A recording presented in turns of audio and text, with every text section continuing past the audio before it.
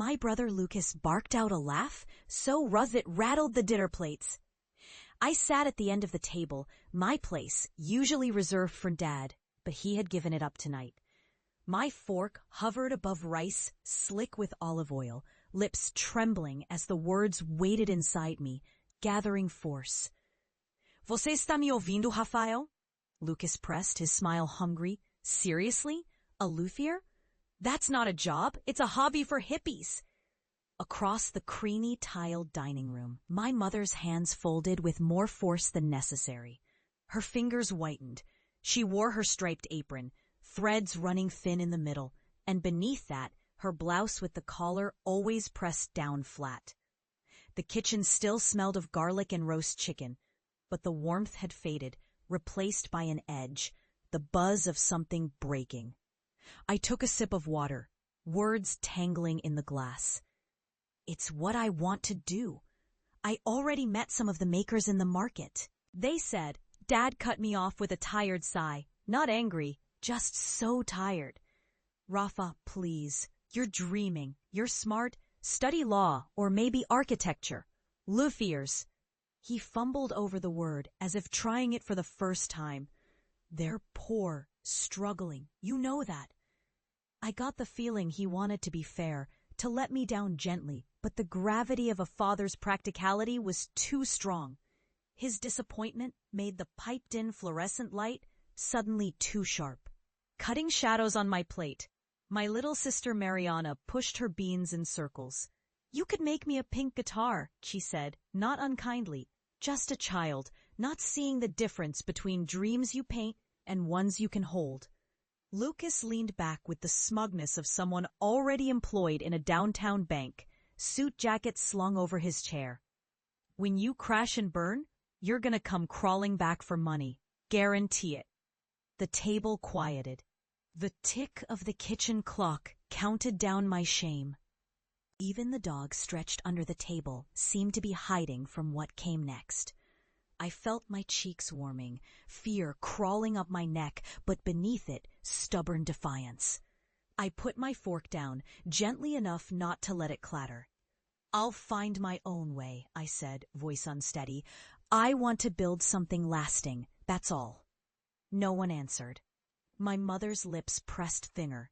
Dad looked away, and Lucas shook his head. I cleared my plate, carried it to the sink. There was nothing left to say. The streets of Curitiba felt colder at night, especially in those uneasy months after I moved out. My new apartment smelled of lacquer, sawdust, and often damp shoes. The windows rattled when the wind shifted. The heater worked only if I thumped it.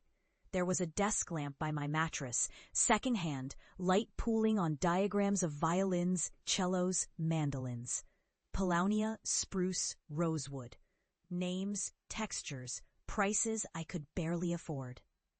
I got a job as a shop assistant at Fabio's music store tucked behind Praça Tiradentes, where tourists and buskers filled the square. All day I tuned guitars and explained price tags, but at night I worked on my own, shaping blocks of wood, sanding belly plates, learning the groan each wood made as it bent in the mold. My hands grew rough, splintered at the edges. I wore cheap gloves when the pain was sharpest, but mostly I let my skin toughen. Weeks blurred. Sometimes, when I talked to clients, I wondered if my family was right.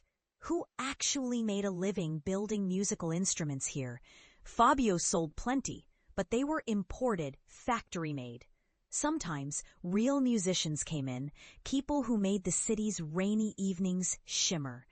A violinist once let me handle her instrument, a battered but luminous piece. I tried to memorize its weight, its scent, the way it hummed even when silent. That night, I cried a little, letting the tears fall into the wood shavings, unable to tell if I was mourning my stubbornness or feeding it. I thought about calling Lucas or Dad just a little. Then the fear of hearing the "I told you so" stopped me. Every few weeks, I delivered food to my parents' apartment, promising myself I was only stopping by to check on them. My mother always had a Tupperware of rice for me to take home, and Dad would ask if I'd applied for any real jobs lately. Mariana would hug me, asking when she'd get her pink guitar. I kept my answers light, breezy, hiding muscle aches and the exhaustion of working and learning and creating all at once. The months worked me hard and left little behind, but my hands grew clever. I haunted the luthier's stall at Mercado Municipal, pestering the old man behind the counter for advice. "You can feel it in the grain," he told me once, running a gnarled thumb across a slab of maple. "If it's right, it'll sing even before you cut her open." His voice was thick, accent faded from a lifetime here, but still a hint of Portugal lingering. "Patience, garoto. The wood works at its own speed. Yours too." I started calling him Señor Jorge. He let me sweep up, watch him repair bows and crackled lacquer, sometimes even let me help apply glue, always under his watchful eye. He made me take notes, sketch every curve, learn every sound a chisel makes. At the end of a long summer, he slipped a small plane into my jacket pocket. "For your birthday," he said, even though it wasn't. One night, after months of ruined necks and split backs, I sent a photo to Mariana. She wrote back, "You're awesome! Can I have that one?" For the first time since the dinner, I laughed. I brought the guitar to Fabio. He ran his thumb over the fretboard, tested the tuners, played a single chord. "Not bad," he said, "but not great." He hung it near the register with a tag, "Rafael Simoes, feito en Curitiba." That first instrument didn't sell for almost a year, but when it did, Fabio pressed 3 crisp bills into my palm, smirking. "Guess you're a luthier now, eh?" The years circled. Each new instrument was better. Richer tone, smoother wood, less harsh glue lines. I rented a table in a friend's workshop on Rua San Francisco, close to the artsy cafes, hustlers, and students.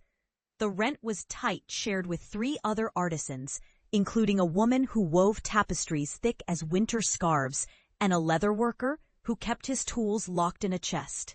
I learned even more from YouTube, from faded books at the public library, from watching Jorge's hands, picking up the silent language of patience and risk. Some nights, when my fingers cramped and my eyes throbbed, I thought of the sound at my family table, the way Dad looked at me like I was squandering something precious. The fear was still there, but now it was joined by certainty. There was something in me pulling forward, grieving, insisting. Every time I pressed a chisel to wood, I remembered the silence I left behind at that dinner, and I made myself push further. Eventually, I started getting commissions, not many, but enough. A violinist needed a repair. A local folk duo wanted matching classical guitars, wood inlaid with wildflowers. I learned how to talk to musicians, how to listen as they described what they heard in dreams, and tried to coax it from the silent wood. Fabio sent clients my way. Jorge sent more. By then, the scar on my left thumb was a perfect white crescent, a marker of how clumsy I'd been, how far I'd come. More commissions arrived from farther away, Sao Paulo, even Brasilia. Once, a cellist wrote me asking if I could copy a 19th century Italian body. I sent sketches, measurements, agony over wood choice. When the cello was finished, she took a train to Curitiba to play it. Her face when she held it, reverence, made me nearly forget how scared I'd been at every step. At night, the apartment was still cold, the window still rattled. But when I listened, I heard not the city's traffic or hollowness, but the memory of music lingering like light. One winter afternoon, Fabio called. "Someone wants to meet you. He's important." I arrived with sawdust still under my fingernails, trembling a little. The man at the counter was older. Rain beating on the shoulder of his trench coat, silver stubble against brown skin. He tested the violins on display, then turned to me, measuring with a precise, hungry gaze. "You're Simoes." I nodded. He introduced himself as Maestro Osvaldo Silva, conductor of the city's new chamber orchestra. He spoke without preamble. "We need a violin something special.